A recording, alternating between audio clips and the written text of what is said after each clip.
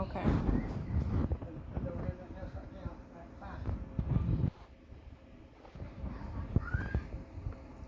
There's a hole in the world, and the great black pit is full of people that are full of shit, and the vermin of the world that inhabits it, but not for long. They all deserve to die. Even you, Mrs. Lovett, even I. I love that song.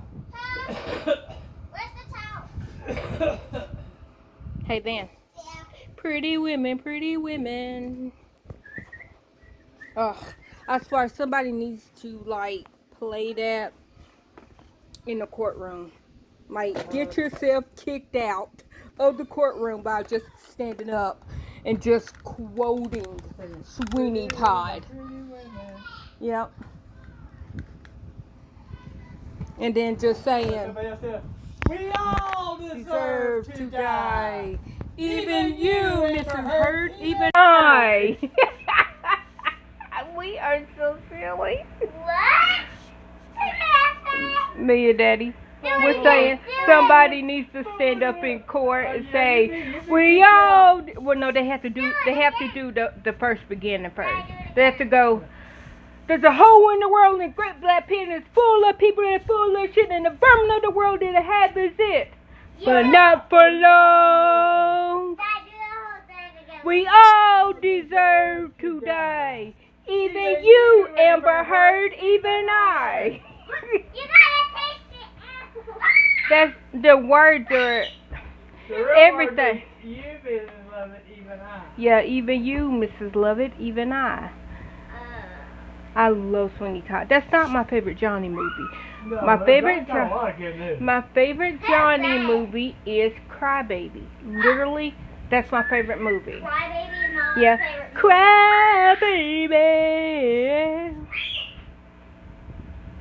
But yes, so that's my favorite Johnny Depp movie. My favorite Johnny Depp movie is Crybaby.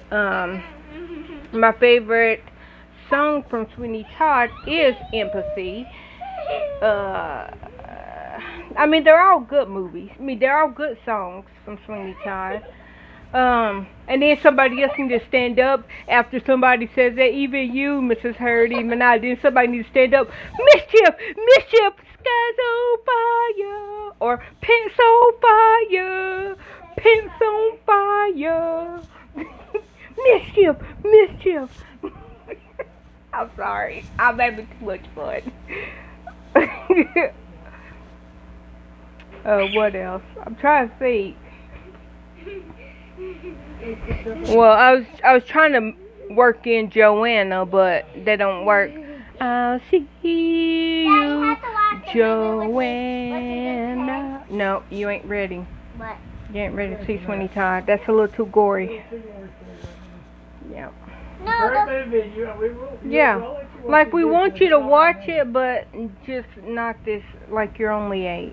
Maybe when you're 10, we'll let you see it. Because it's gory. What's going on and it's not really. Yeah. That's like why I won't let y'all watch Scream, even though it's amateur, but for 8-year-olds, it's still a little scary. So that means Children of the Corn is a little scary, and that was made in 84. I was 1. I think I was like maybe 2 when I watched the movie, so yeah, I'm not going to expose y'all to anything scary, because I'm telling you, Malachi, the name Malachi scares the bejesus out of me because of Malachi. He wants you too, Malachi. He wants you too. Love that movie now that I'm older, but it's scary. You said it's scary. It is. Okay, Hannah, just imagine watching The movie It. okay, just imagine, I seen the movie It when I was like 2. I'm thinking it came out in 84. I'm thinking the original It came out in 84. I seen that when I was 2. One of the funniest men in the world, one played it. Yeah. Tim Curry, which I'm needing to see them papers. That's what I was about to say. I still need to see them papers on Legend. That was a black man. I don't care how good of an actor he is. I mean, none of the pictures in the face look like Tim Curry.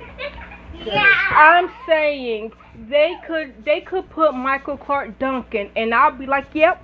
They be like, he wasn't famous then. I don't care. You say that's Michael Clark Duncan? I believe you. I'm not even gonna question that. Yeah, but not no Tim Curry, not no skinny British man with a thick accent. Like, I know you could change your accent, but not not like that. Like, and if they said that he got a voice thing, that wasn't him. Like, I don't know, because I haven't went in depth in it. Let me just say, I haven't really researched Legend. Yeah, but I've looked at that face over and over. I know. Black man's face. I know. I say the same thing. I need to see them put him in the makeup, and I need to visit. They need to say, you know what? We're going back in the time machine. We're gonna take it back to 1984, and we're gonna Did it come out in 84? I don't remember when Legend came out. Or was it 79? Because it was in the early Savannah. You too, Hannah. Quit running in Hannah, here. sit I down. hurt. Do not be jumping up and down on his head. Every time you hit it, it jolts me and makes it hurt. Please. I know you're just playing. I'm not mad at y'all for playing. Just if you're going to play, don't be running and jumping on the bed. The one anytime you're going to jump up here, you'll step on me. Now, and you know, Or Daddy. Ben will come in there with a bat, slap me in the bed. It's okay, Hannah. But it's okay. I'm not mad. I'm just telling you. Don't be running here, okay? I'm not mad at you. Okay. I just had to catch your attention because I told you 3 times now to quit doing it. What else movies from the 80s that were questionable? I still don't fuck with Frederick, but anyhow, even when they said it today, did you hear that man? Yeah, and I worked on M Street. I was like, fuck you for saying that first. I don't remember that.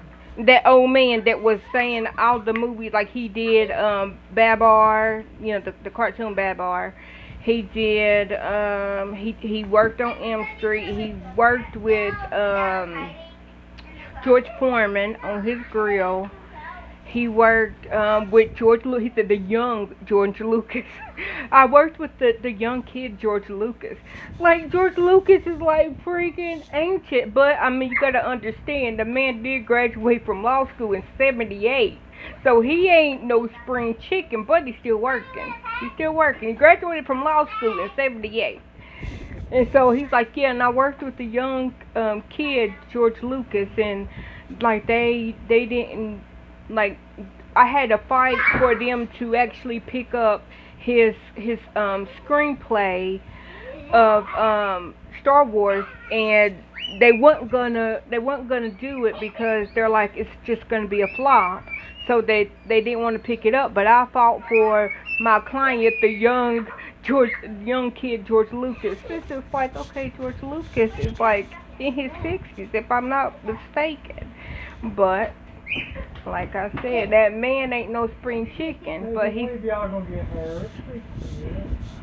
But anyways, he said he worked on Aquaman. He worked on Aquaman, and everybody was wondering, okay, is this how they're gonna say that he's connected to Amber? Also connect, because like he worked on Pirates of the Caribbean,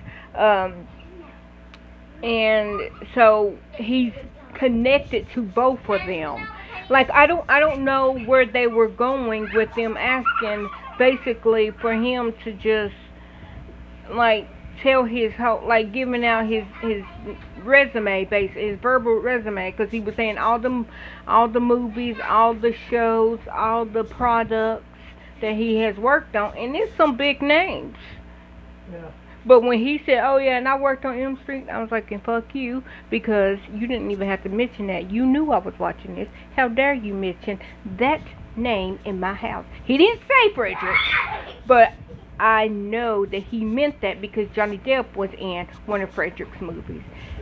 And you know what? And if I'm not mistaken, and I might be mistaken, but I'm going to say it anyways. And fuck you, Johnny Depp, for getting me afraid of waterbeds. Because I'm thinking Johnny character is the one that got sucked in the fucking waterbed. That's why I don't fuck with Frederick or waterbeds. Fuck you, Johnny. Mom! No, you don't understand my fear of waterbed, Savannah, because I watched Frederick and the man got sucked in the waterbed and I think it was Johnny Depp. Fuck you. Stella is my mother. I grew up with her. Like, what do you mean? Like, I was freaking 2. I was like 1.5, 2 years old when that one came out. That was 84, Hannah, 84. I was born in 83, the end of 83. I don't know specifically. I could have been under 1. I could have been just turning 1. It might have came out in 85. The point of it is, I was a little kid, and I grew up with a mother that liked scary movies. My mother likes scary movies. So she's not going to say, I'm going to watch a scary movie when my kids go to bed. She's like, no, I want to watch a scary movie. You can watch it or you don't have to watch it. Okay, I have a very vivid imagination. You're not even listening to me, Hannah. No, I'm talking to Hannah. I have a very vivid imagination. So, in you know me, I like to sleep. So, with a monster killing you in your sleep, I don't want to sleep. I have a vivid imagination. I dream very vividly. So, if you're watching a movie where a man will kill you in your sleep, you will not want to go to sleep. Because you will think that this man is going to come and kill you in your sleep. That's why I don't fucks with Frederick. And I'm borderline, I don't mess with Hellraiser either, because theirs is like your freaking crazy old LSD, which, you know what, Hannah? I'm going to look up the real version of both of them stories. It's not going to show any death or anything, but you will understand how they came up with Hellraiser from the army, and how they came up with Frederick from a guy being in a war, what's that word? War wounded country. She just walked away from me. Anyways, I'll look it up and you can listen to the actual stories. It don't show any gory. You're right, Candace. What? The young Johnny Depp is sucked into his bed. It was a waterbed. It was a waterbed. It's just in his bed. See, I told you. Fuck you, Johnny. Fuck you, Frederick. No, because I literally had to think about it. I'm like, I'm thinking it was Johnny that got sucked in the waterbed. Stop! I don't mess with waterbeds. I do not mess with Frederick. And to both of them. Want me to cuss? No. Savannah, I am very heated. I'm very heated about this. You don't understand. Do I like seeing babies near water? No. Stop. Please stop. Please. Okay, Please so stop. we still can cuss. I didn't cuss. I said please stop. You said Yes. cuss just a while ago. Yeah, I did cuss because I'm very passionate about it. You know how I feel about water. You know how I feel about water. Yeah, you can only say F-U-C-K. That still means the same word. Yes, I know what it means. I know what it means. But I'm not going to say that because I'm very passionate right now. I'm very much in my feelings because of Johnny and because of Frederick. We do not talk about Frederick. No. We don't talk about Frederick. It was my wedding day. My wedding day. I said it was my wedding day. My wedding day. There wasn't a cloud in the sky. No clouds allowed in the sky. But, literally, I'm in my feelings about it. But the very first thing I remember watching of Johnny's was 21 Jump Street, because I remember I used to run upstairs. My mom was like, it's about to come on. I run upstairs, hurry up and take a bath. And you gotta remember, I'm like 2 years old. So I ran upstairs, I took a quick bath, ran back downstairs just to watch 21 Jump Street. So that's how long I've been a Johnny fan. I don't know Amber. I don't know her. Harpo, who that be? I don't know her. But like I said, she's not rememberable, and I'm not team Johnny Depp. I am team. Let me hear everything and let me make a decision. Right now, I know it sounds like I'm team Johnny Depp, but that's because I only heard Johnny's side. And everything that I have heard from Johnny's side is, okay, you're a narcissist. You have triggering behavior. I know people like you. My mother, my sister is exactly like you. They will punch somebody and then a guy. They will fight a guy. Sometimes it's not like them attacking them, but you know. You know Stella. She's very violent. And she will fight. And then if you hit her back, then she's, oh my gosh, you hit me back. Okay, well, like, you know, Gare. You know how many times I had to take up for Murphy. And she, I'm your mother, you supposed to take up. I said, well, I'm not going to sit here and just let you hit that man and he's not hitting you. Like, yeah, you can cuss him out and he can cuss you out. I have no problem with that. But you don't need to go violent on him. Like, plenty of times. You know I did. Plenty of times. And so me growing up with an alcoholic narcissist mother that doesn't care, and like how that woman described borderline behavior disorder, I freaking think me, Leisha, and Stella, we all three have it. It's just three different kinds. Mine, like Leisha, she is, because she's used to being the pretty one, which I'm not saying she's ugly. I'm never saying she's ugly, but I'm saying she's used of people. She's used to guys.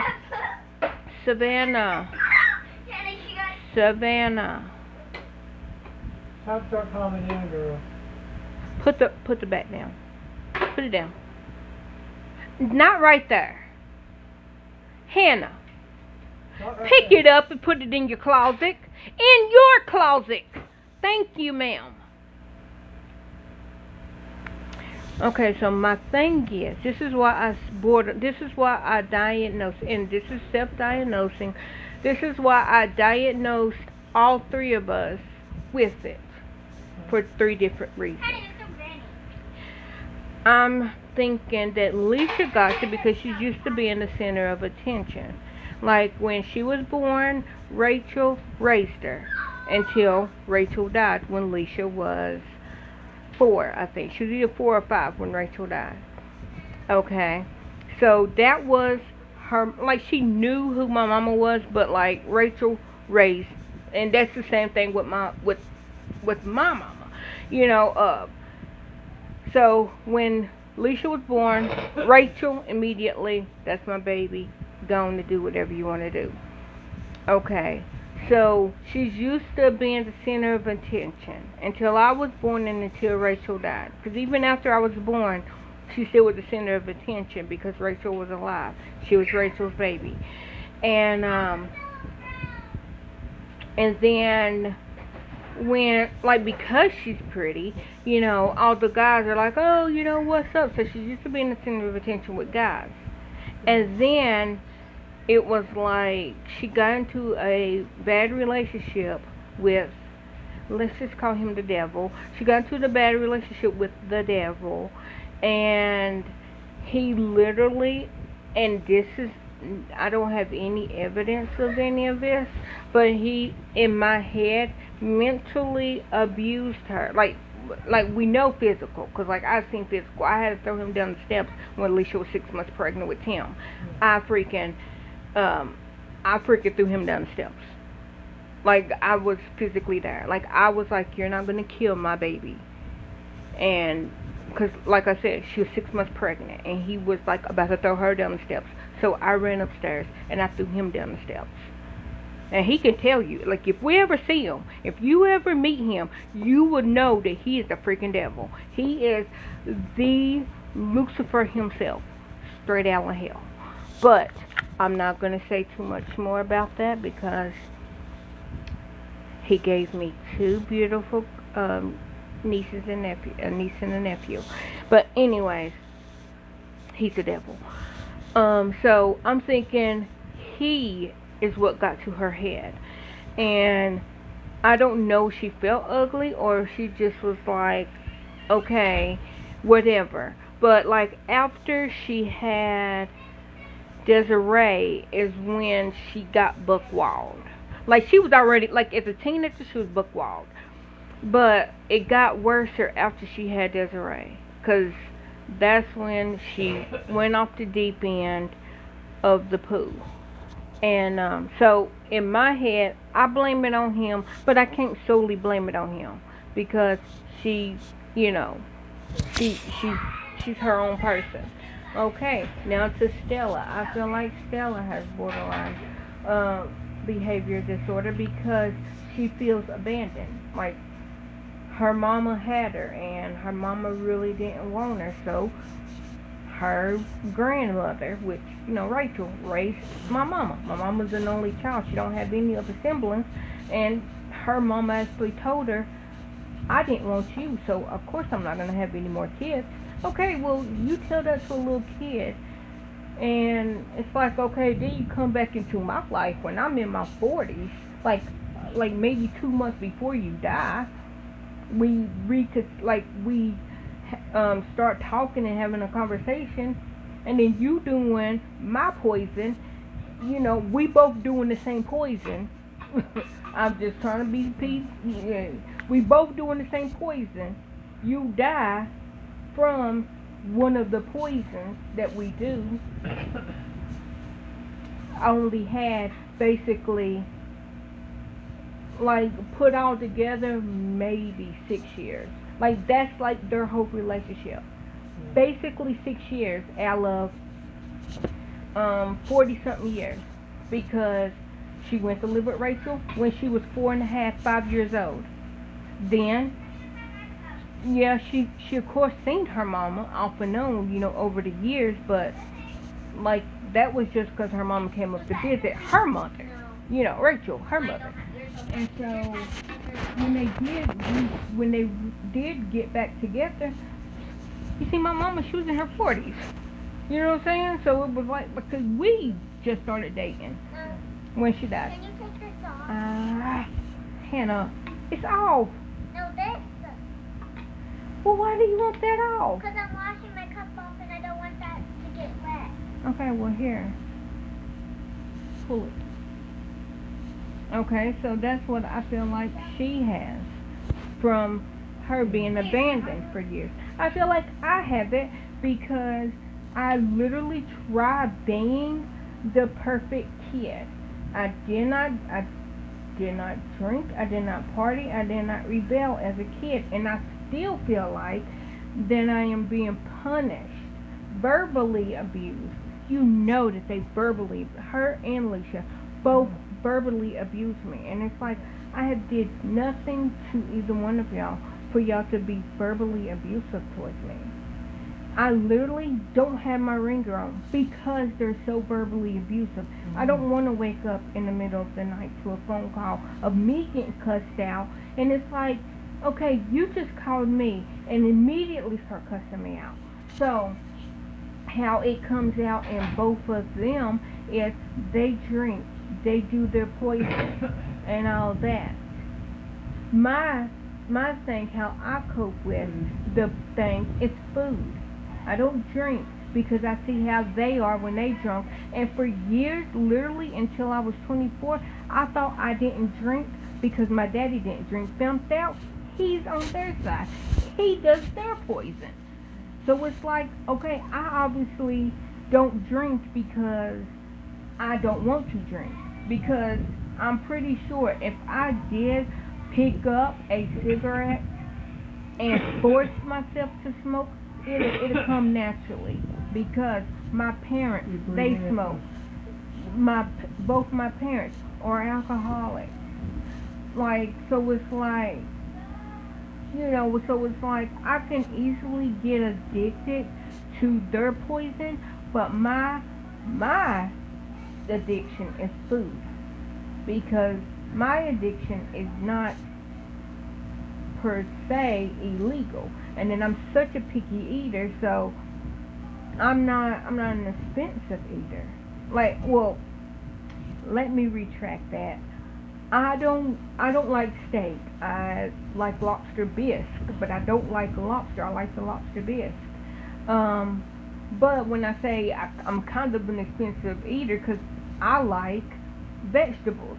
So like if I could just live on fruit and vegetables, I would be happy. Like, but you gotta throw in my beans.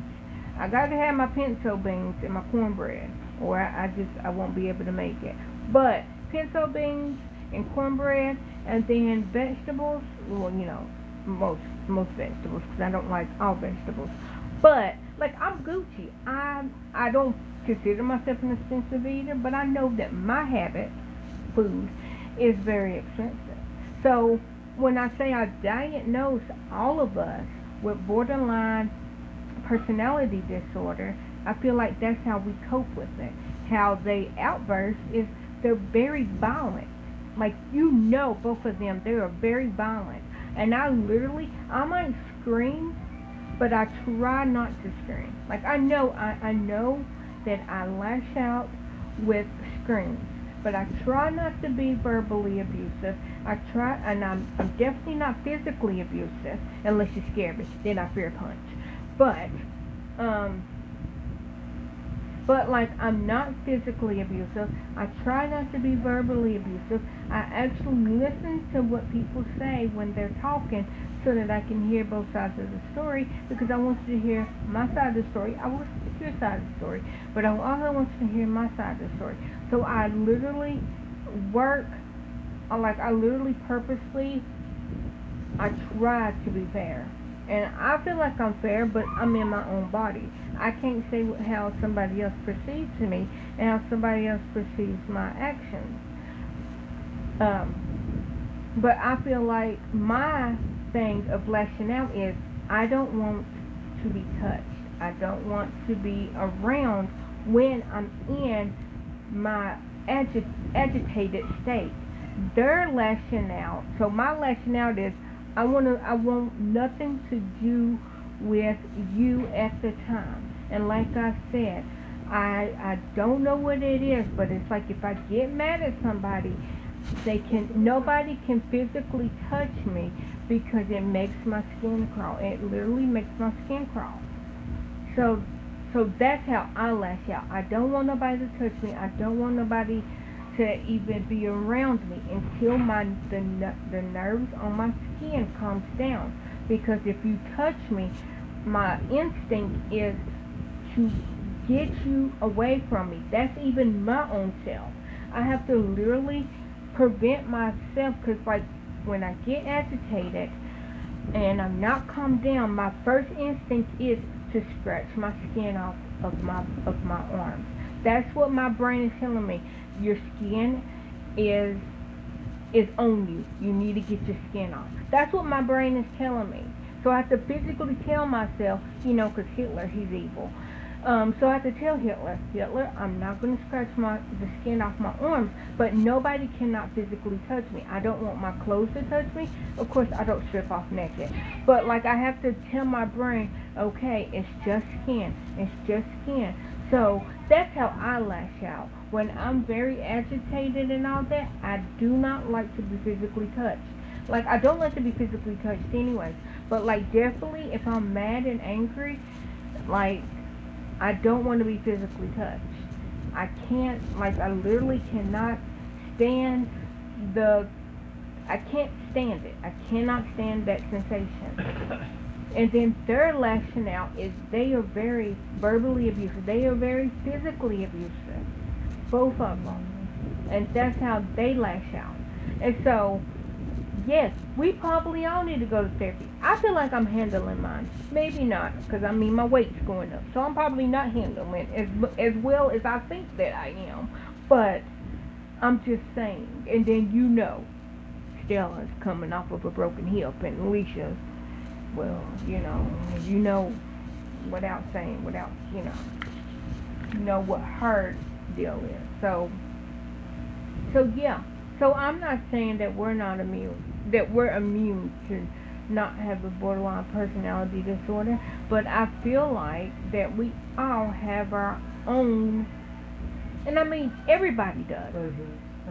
Yeah, everybody has their own version of it, and that's why I say, and I call her, and I always tell it, like when Stella starts arguing with me, I'm like, you right now you're being a little narcissistic, because if I'm literally talking to her and the girl say something, well, you don't need to let them talk to you like that. I'm like, well, they're explaining, and this is different raising, because she was raised in a time and in a family that you don't be in grown folks' business, you don't be in grown folks' mouth, you will get popped in the mouth.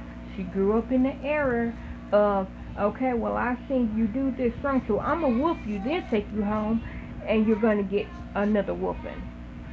She grew up in that time. Like, nobody ever whooped me. Like, because I try not to do anything. Like, I'm talking about, like, anybody.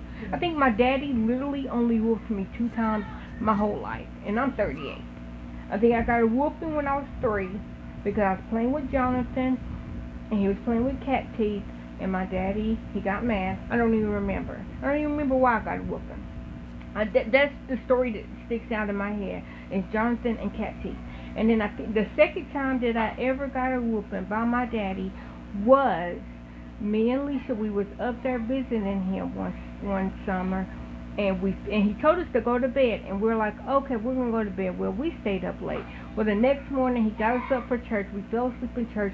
We got a whooping because he's like, I told y'all to go to bed, and then y'all fell asleep in church. So we got in trouble for that. But that's literally the only 2 times that I can actually remember ever getting a whooping from my dad. Ever in my whole life. My mama, well, I mean, sky limit. But, at that point, she was a single parent because, well, I mean, anyhow.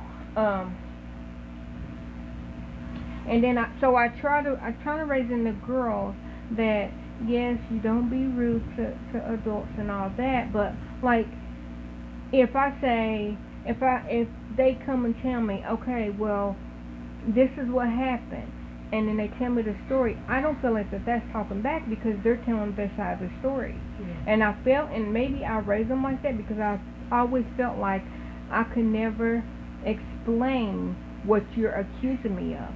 My biggest pet peeve is assuming. Do not assume anything. Ask me, and I'll tell you the truth, if it's good or bad. And I always tell people, I'm never sorry for what I said. I'm always sorry for the way that it came out, because I really do try to think about everything that I say. In the midst of the argument, and regular, I try to always think about what I say.